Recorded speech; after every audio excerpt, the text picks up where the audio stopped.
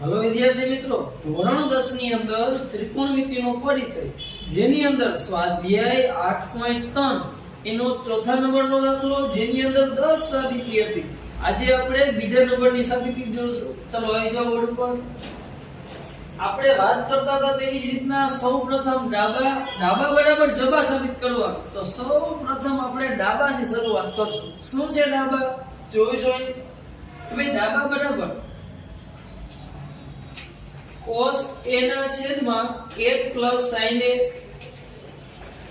વત્તા 1 plus sin a છેદમાં cos a. છોકરાઓ અહીંયા શું કરશું આપણે? ચોકડી ગુણાકાર. cos a ગુણ્યા cos a 1 plus sin a ગુણ્યા 1 plus sin a. માટે cos a ગુણ્યા cos a તો શું થાય? cos a આખાનો વર્ગ, માટે cos વર્ગ a વત્તા 1 વત્તા sin a ગુણ્યા 1 વત્તા sin a એટલે શું થાય? ખબર છે ને? x ગુણ્યા x, x નો વર્ગ, માટે અહીંયા શું થશે? 1 વત્તા sin a આખા કૌંસનો વર્ગ છેદમાં બંનેનો ગુણાકાર કરી નાખો. 1 વત્તા sin a ગુણ્યા cos a. હાલો હવે શું કરશું? 1 plus sin a આખા કૌંસનો વર્ગ બ્રેકેટ સોલ્વ કરો. તો કે વર્ગ કાઢી નાખો. તો વર્ગ કાઢવું હોય તો અંદરના પદ શું થઈ જાય? સૂત્ર હતું ને 9મા ધોરણમાં, નિત્ય સમ x y આખા કૌંસનો વર્ગ. નથી યાદ? ચાલો જો કંઈક નિત્ય સમ હતું. x y આખા કૌંસનો વર્ગ બરાબર પહેલા પદનો વર્ગ વત્તા 2 ગુણ્યા પેલું બીજું પદ વત્તા બીજા પદનો વર્ગ. ઈ જ નિત્ય સમ આની અંદર વાપરો. બરાબર cos વર્ગ a વત્તા પ્રથમ પદનો વર્ગ એટલે કે 1 નો વર્ગ વત્તા 2 ગુણ્યા પ્રથમ પદ 1 બીજું પદ sin a વત્તા બીજા પદનો વર્ગ એટલે કે sin વર્ગ a છેદમાં 1 વત્તા sin a cos a.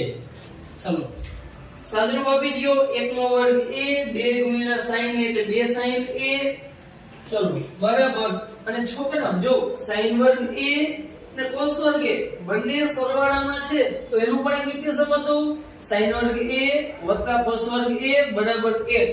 ચલો તેનું નિત્ય સમ લગાડો. પહેલા આપણે આગળ લખી લેશું કે ભાઈ sin વર્ગ a વત્તા cos વર્ગ a વત્તા 1 નો વર્ગ a વત્તા 2 ગુણ્યા 1 sin a એટલે 2 sin a 2 sin a છેદમાં 1 વત્તા sin a અને cos a એટલે કે 1 વત્તા sin a into cos a.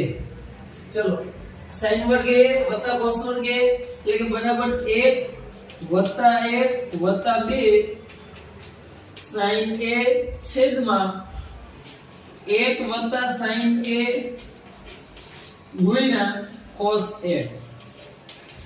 1 ને 1 2 માટે શું થશે છોકરાઓ? 2 વત્તા 2 sin a છેદમાં 1 વત્તા sin a અને cos a. વિદ્યાર્થી મિત્રો જ્યારે 2 વત્તા 2 sin a તો શું કોમન નીકળે?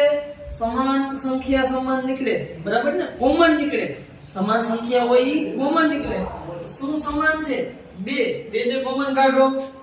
તો ભાઈ 2 ને કોમન કાઢો બચ્યું શું? 2 ની જગ્યાએ 1 બચશે. 2 વહી જશે તો શું બચશે? sin a છેદમાં 1 plus sin a